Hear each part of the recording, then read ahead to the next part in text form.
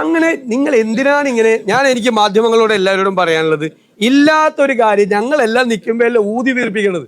ഞങ്ങളെ സമയം വളരെ വൈകിയപ്പോൾ ഷാഫി പറമ്പിൽ MP ആണ് പറഞ്ഞത്, ഇനി പ്രതിപക്ഷ നേതാവിനെ വിളിച്ചാൽ മതി, വേഗം പോട്ടെ. ഞാൻ ഇന്നലത്തെ അവസാനത്തെ ബാലുശ്ശേരിയിലെ പരിപാടി എൻ്റെ അവസാനിക്കുന്നത് 9:58 എൻ്റെ പ്രസംഗം അവസാനിക്കുന്നത്.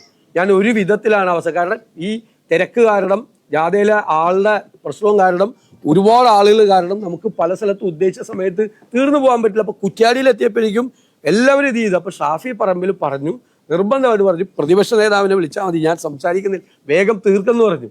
അപ്പോൾ പ്രമോദ് പറഞ്ഞു, ഇല്ല ഷാഫി സംസാരിച്ചേ പറ്റുള്ളത് പറഞ്ഞു. അപ്പോൾ വേണ്ടാന്ന് പറഞ്ഞിട്ട് പ്രമോദിനം പിടിച്ചു മാറ്റിയ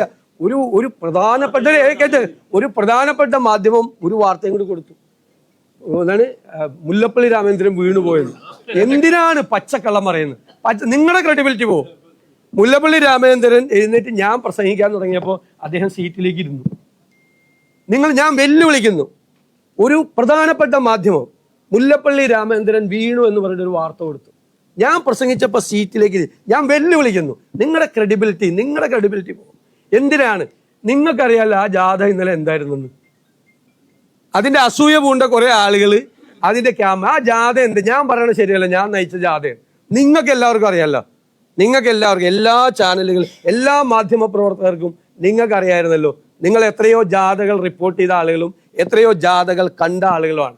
ഞങ്ങൾ എത്രയോ ആയിരക്കണക്കിന് വോട്ടിന് തോറ്റ സീറ്റുകളിൽ ആ നിയോജക മണ്ഡലങ്ങളിൽ ഞങ്ങൾ ഇന്നലെ ജാഥ വന്നപ്പോൾ എന്തായിരുന്നു ജാഥയെന്ന് നിങ്ങൾ വിലയിരുത്തും. ആ ജാഥയുടെ പ്രാധാന്യം ഞങ്ങൾ കാസർഗോഡും കണ്ണൂരിലെ ഞങ്ങൾ 60,000 വോട്ടിന് തോട്ട മട്ടന്നൂരിൽ ഉൾപ്പെടെയുള്ള ജാഥ എന്തായിരുന്നു എന്ന് കേരളം വിലയിരുത്തുന്നുണ്ട്.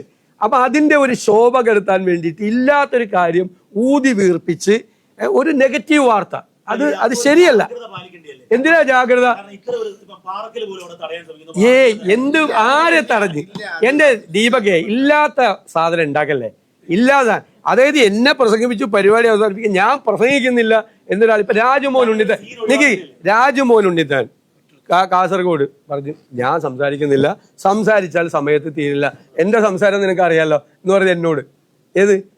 പുള്ളി പറഞ്ഞു ഞാൻ സംസാരിക്കുന്നില്ല, സ്റ്റേജിൽ എത്തിക്കഴിഞ്ഞാൽ ഉടനെ പ്രതിപക്ഷ നേതാവ് സംസാരിക്കും. അത് തന്നെ ഷാഫിയും പറഞ്ഞു, ഇവിടെ ഞാൻ സംസാരിക്കുന്നില്ല, സമയം വൈകി എന്ന് പറഞ്ഞു.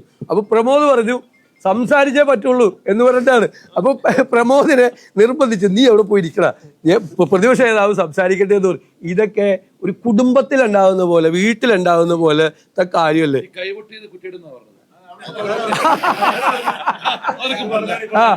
അതേ വീണു എന്നെ സ്വീകരിക്കാൻ കോഴിക്കോട് മറ്റേ അതിർത്തിയിൽ വരുമ്പോ ഉണ്ട് ഇത്. അപ്പോഴേ ഞാൻ കാണുന്നത്. എന്നിട്ട് സോഷ്യൽ മീഡിയയിൽ പ്രചരണം, അവിടെ ഈ സ്റ്റേജിൽ വെച്ച് ഉന്തിയിട്ടത് DCC പ്രസിഡന്റിന്റെ കൈവോട്ട് ചെയ്ത. ദൈവം, ഈ കേരളം എവിടേക്കാണ് പോകുന്നത്? ഇങ്ങനെ കള്ളത്തരം പ്രചരിപ്പിക്കാൻ പോയ. പിന്നെ നിങ്ങൾ വേറെ ഇത് കോൺഗ്രസ് ആണ്, UDF ആണ്. കോൺഗ്രസ് നേതൃത്വം കൊടുക്കുന്ന UDF ആണ്, അറിയാല്ല.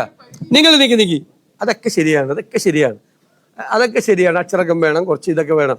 അതിനെന്താ? അവിടെ എന്താണ് അച്ചടക്കം എങ്ങനെ ഉണ്ടായത്? എന്താ അവിടുത്തെ UDFന്റെ ചെയർമാനായിട്ടുള്ള ആള്, DCC പ്രസിഡന്റ്, അവിടുത്തെ ഏറ്റവും പ്രധാനപ്പെട്ട നേതാവ് ശ്രീ പാറക്കൽ അബ്ദുള്ള, ഇവരൊക്കെയല്ലേ അവിടെ ഉണ്ടായിരുന്നില്ല. പിന്നെ ഞാൻ അല്ലാതെ വേറെ ആരെ ഉണ്ടായിരുന്നു? മുല്ലപ്പള്ളി, അത് ഉദ്ഘാടനം ചെയ്ത മുല്ലപ്പള്ളി രാമചന്ദ്രൻ.